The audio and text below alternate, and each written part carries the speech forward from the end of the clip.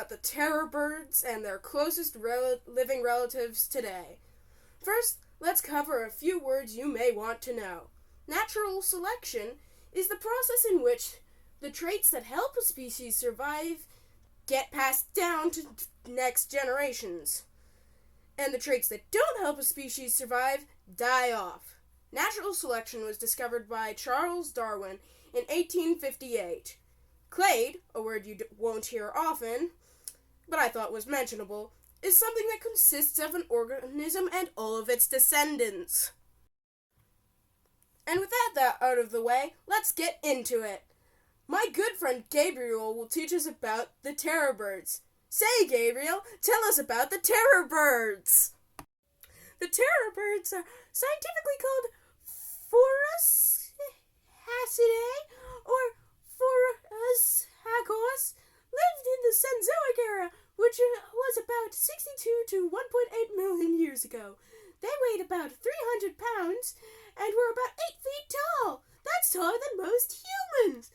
They generally lived in the plains of what is now South America. They had a large beak and probably grabbed their prey and bashed it on the ground to kill it. They also had large talons on its legs. You say prey. Does that mean that they were carnivores? Yes, it ate small mammals. It was an apex predator, meaning that it had nothing hunting it. It was a flightless bird, but scientists have estimated that it could run at about 35 miles an hour, which is much faster than a horse. The terror bird fossils were discovered in 1887 by Florentino Ameghino in Santa Cruz, Argentina. Cool. Since the terror bird is extinct, what's its closest living relative if it didn't directly evolve into another creature? Today's closest living relative to the terror birds are the Serimas. There are two species of Serimas living today, the red-legged Serimas and the black-legged Serimas. These birds belong to the group, or clade, of Caryophragmiformes. The two species are like cousins. So, if they were cousins, tell us about the Serimas then, and their similarities and differences. The Serimas, unlike the terror birds, can fly. They live for about 20 to 30 years, regardless of being in captivity. The Serima were first discovered in 1766. They're omnivorous and can feed on snakes, small mammals, insects, and plants. They build nests on the ground and usually lay about 2 eggs. Both parents participate in this action. They weigh about 1.5 to 2.2 kilograms, which is 3.3 to 4.9 pounds.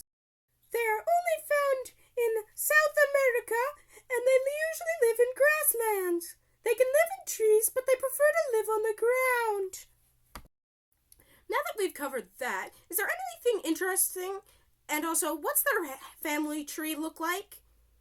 Well, ever since the terror birds were discovered, they've gone over so many names, including Darwinornis, Titanornis, Stereornis, and Leornis. As for the name that stuck, it was bestowed by a fossil hunter who assumed that he was dealing with a megafauna animal, not a bird. Isn't that interesting? Yep, that's interesting. Keep going.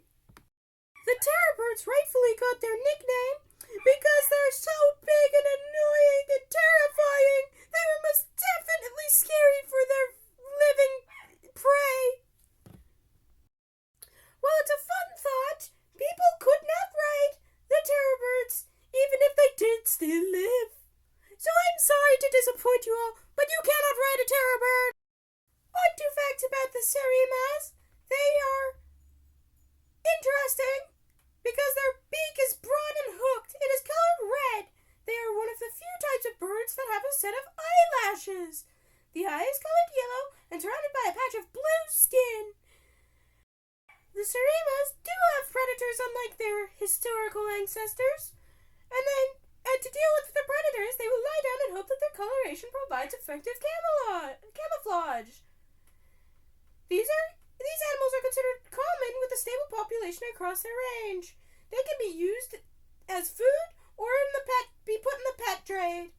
They can also be affected by habitat loss.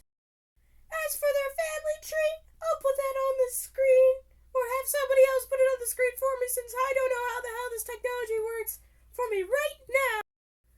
Thanks, Gabriel. Thank you so much for coming.